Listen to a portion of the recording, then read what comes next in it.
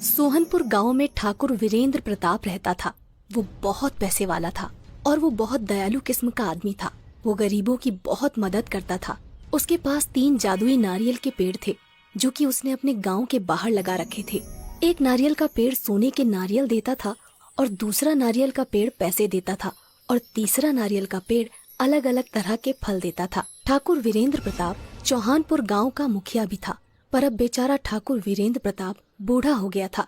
उसकी सेहत अब ठीक नहीं रहती थी। ठाकुर वीरेंद्र प्रताप के 3 बेटे थे। सबसे बड़े बेटे का नाम सुंदर, जो बहुत बुद्धिमान और चतुर था, पर सुंदर आलसी बहुत था। दूसरे बेटे का नाम सुशील था। वो भी सुंदर से कम नहीं था। उसकी चतुराई से भी हर कोई वाकिफ था। और सबसे छोटे बेटे का नाम सुलभ। सुलभ बहुत मासूम था और बुद्धिमान भी इतना नहीं था, पर सुलभ आलसी नहीं था। वो वीरेंद्र प्रताप की किसी भी बात को नहीं टालता था। ठाकुर वीरेंद्र प्रताप इसी चिंता में था कि आखिर वो उसका वारिस किसको बनाकर जाए। वो चाहता था कि वारिस वही बने जो इसके लायक हो, उसकी धन संपत्ति और 3 जादुई नारियल पेड़ों का सदुपयोग करे।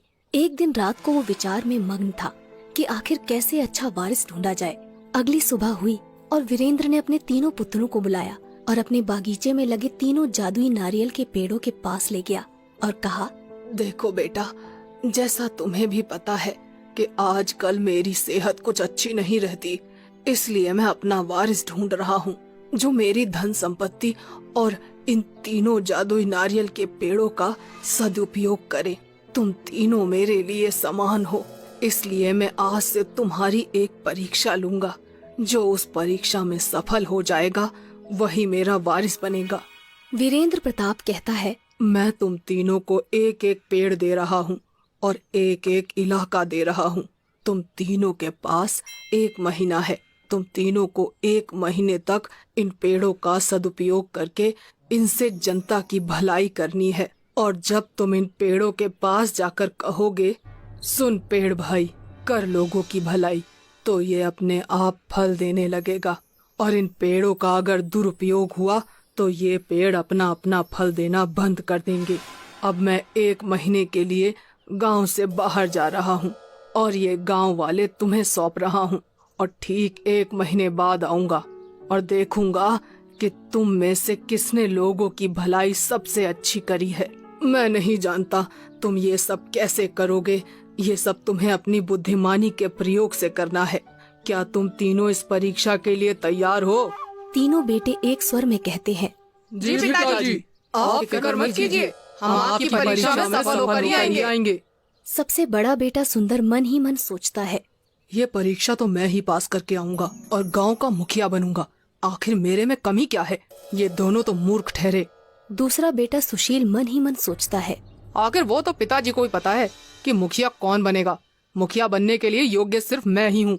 मैं सुंदर भैया से किसी काम में कम नहीं हूँ और सुलभ तो इस परीक्षा में कहीं है ही नहीं। सुलभ मन ही मन सोचता है, पिताजी ने यह परीक्षा रखवा कर अच्छा किया। चलो, हमें भी अब थोड़ा मदद करने का पुण्य मिलेगा।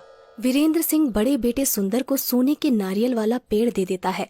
फिर दूसरे बेटे सुशील को नारियल के पैसे वाला पेड़ दे देता है और सबसे छोटे बेटे सुलभ को तरह तरह के फल देने वाले नारियल का पेड़ दे देता है और कहता है, ठीक है बच्चों, अब मैं चलता हूँ। मेरा आशीर्वाद तुम तीनों के साथ है। ऐसा कहकर वीरेंद्र प्रताप गांव से निकल जाता है। अगली सुबह होती है। तीनों बेटे अपने अपने पेड़ के पास चले जाते हैं। सुंदर सोने के नारियल वाले पेड़ के पास जाता है और सोचने लगता है कि अब लोगों की भलाई मैं इससे कैसे करूं। वो पेड़ के पास जाता है और कहता है, सुन पेड़ भाई, कर लोगों की भलाई। इतने में ही पेड़ से सोने के नारियल निकलने लगते हैं। सुंदर उन नारियल को सुबह सोने की दुकानों पर बेच देता है, पर जैसे ही पैसे आते हैं वो सोचता है, मैं लोगों की भलाई तो बाद में ही कर सकता हूँ, अभी क्यों ना ये पैसे मैं खुद पर खर्च कर लूँ। ऐसा सोचकर वो उन पैसों से खुद के लिए शराब खरीद लेता है। वहीं दूसरा बेटा सुशील पैसे देने वाले नारियल के पेड़ के पास जाता है और कहता है, सुन पेड़ भाई, कर लोगों की भलाई। उसके पास भी बहुत सारे पैसे आ जाते हैं। सुशील उन पैसों को बांटने के बजाय उन पैसों को लोगों को उधार देने लग जाता है। वो मन ही मन सोचता है, आखिर मैं मदद कर ही तो रहा हूँ, यही तो लोगों की भलाई है। अब मैं पिताजी की तरह मूर्ख नहीं जो इन पैसों को ऐसे ही लुटा दूं। वहीं तीसरा बेटा सुलभ तरह तरह के फल देने वाले पेड़ के पास जाता है। वो सोचता है, इस गांव में ऐसे बहुत से लोग हैं जो एक दिन का भोजन भी नहीं जुटा पाते हैं। उनको इसकी सबसे ज्यादा जरूरत है। फिर सुलभ पेड़ के पास जाता है और कहता है, सुन पेड़ भाई, कर लोगों की भलाई। इतना कहते ही पेड़ से तरह तरह के फल निकलने लगते हैं। सुलभ उन फलों को गरीबों में बांट देता है। सुलभ अब रोज ऐसा ही करने लगा। वो पेड़ के पास जाता, मंत्र पढ़ता और उसमें से जो फल निकलते वो उन फलों को गरीबों में बांट देता। उसे लोग बहुत दुआ देकर जाते। वहीं सुंदर तो बहुत शराबी हो गया और उस पेड़ से जो भी सोने के नारियल निकलते उनको बेचकर शराब पी लेता था। उसकी सेहत भी अब बहुत खराब हो गई थी। दूसरा बेटा सुशील, वो तो मानो गरीबों की मदद करने के बजाय उन पर जुल्म ढाने लगा था। सुशील पैसे तो दे देता, पर अगर किसी ने उसके पैसे वापस देने में देरी कर दी तो उनको मारता पीटता, उन पर जुल्म करता था। ऐसे ही धीरे धीरे 1 महीना बीत गया। ठीक 1 महीने बाद ठाकुर वीरेंद्र प्रताप गांव लौटता है। वो बहुत उत्सुक रहता है क्योंकि उसे आज पता चलने वाला था कि उसका वारिस कौन है। वो सोच रहा होता है कि मेरे तीनों बेटे ने कमाल कर दिया होगा, गांव में तो रंगत होगी। वीरेंद्र सबसे पहले सुंदर के इलाके में जाता है।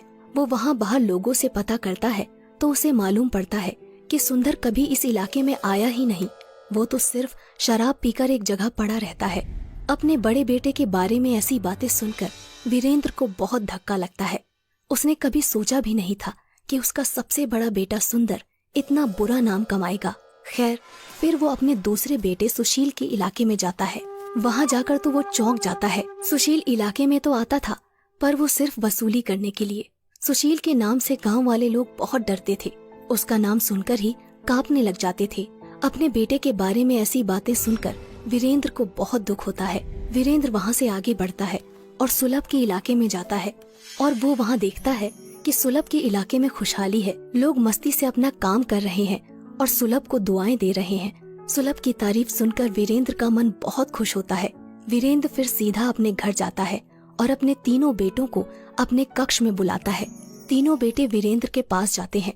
सुंदर और सुशील वीरेंद्र को देखकर उनके चरणों पर गिर जाते। नहीं थी कि तुम इस परीक्षा में पास हो जाओगे, पर तुमने साबित कर दिया कि तुम ही मेरे असली वारिस हो। शाबाश बेटा, शाबाश। नहीं पिताजी, मैंने ये सब वारिस बनने के लिए नहीं किया। मैंने ये सिर्फ लोगों की भलाई के लिए किया। और जब मेरे बड़े भाई सुंदर हैं, तो उनके रहते मैं वारिस नहीं बनना चाहता। वाह बेटे वाह, तुम तो बेशकीमती हीरा निकले। तुम्हारी सोच को तो तुम्हारे पिता नमन करते हैं। तुम इस परीक्षा में पास हुए हो, इसलिए असली वारिस तुम ही हो बेटा। ऐसा कहकर वीरेंद्र सुलभ को गले लगा लेता है और अगले ही दिन सभी गांव वालों के सामने सुलभ को अपना वारिस और नया मुखिया घोषित कर देता है।